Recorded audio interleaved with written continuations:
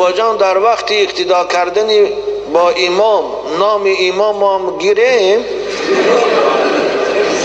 یا پسر باشد گوید که به پدرم اقتدا کردم، نه داده کسی شر نیست این گپا رو گفتن.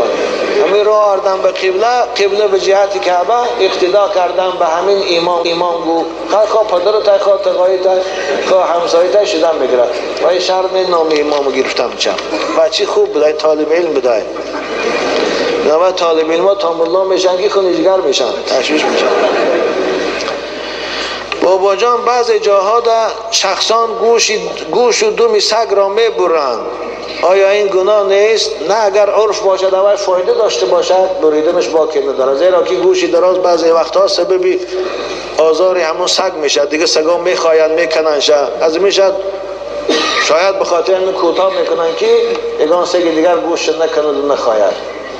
وقتی که عرف باشد باکی ندارد.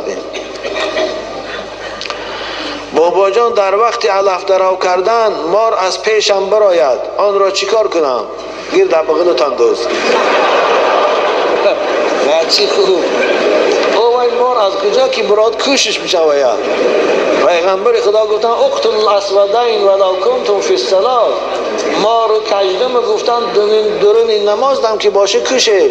وقتی که در درون نماز پیغمبر کشتن ما رو اجازت داد، در اون علف درا به طریق علوم میکشیده و تماشا کرده میسیش یا یه سنگی دست ریزن وقتی که کشتی خاطر جمع میشه به حضور دراو کردن بگیری.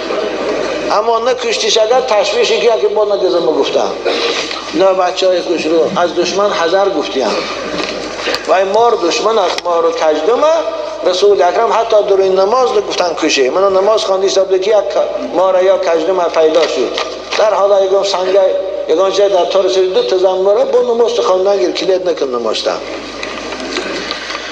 خب این بچه خوب بوده یکم چند سوی 16 سوال نوشته این همین وقتی ما رو تا شب هم میگیر غیرین. بابا جان در وقتی تکبیر گفتن از لبم یا از دندانم خون آمد، نماز خانم یا رفته طهارت کنم؟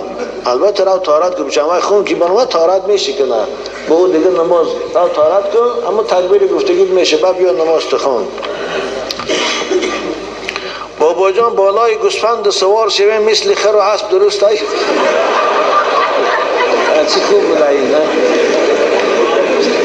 بچی ناز نه درست نیست بچم. هر چیز برای سواری هست. خداوند برای سواری اسب و اشتر و خوب خر برآورده است، من کوتاس برآورده است، اما این بوز و گوسفند برای سواری نیست. گاو و برزگاو برای سواری نیست.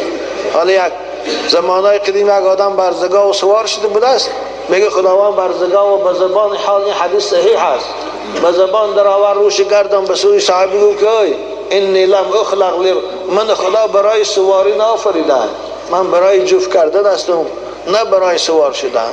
از همین سبب اینها رو سوار شدن خوب نیست میشن.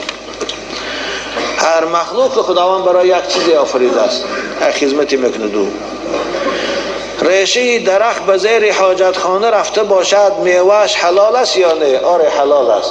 ریشه درخت به حاجت خانه رفته است یا که از حاجت خانه پیشاب نجاستش آبش میبرد میره درونی پاپالیز ده پمیدار بادرینگ ده، همون حاصلش درست است یا نه؟ درست است. او هیچ کراهت نداره که خان گفتن.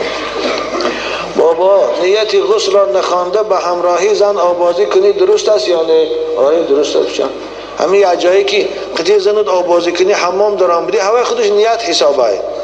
نیتی غسلی که من در کتاب ها هست و فرض عین چارموی خواندن شرط نیست میشم. نوایت ان اغتسل غسلا من الجنابه رفعا والحدث است. این اولش که این هیچ که نمیدونه، هم الله هم درست خواندش نمیتونه. آخه همین دوری حمام با نیتی آبازی میخیزی سحری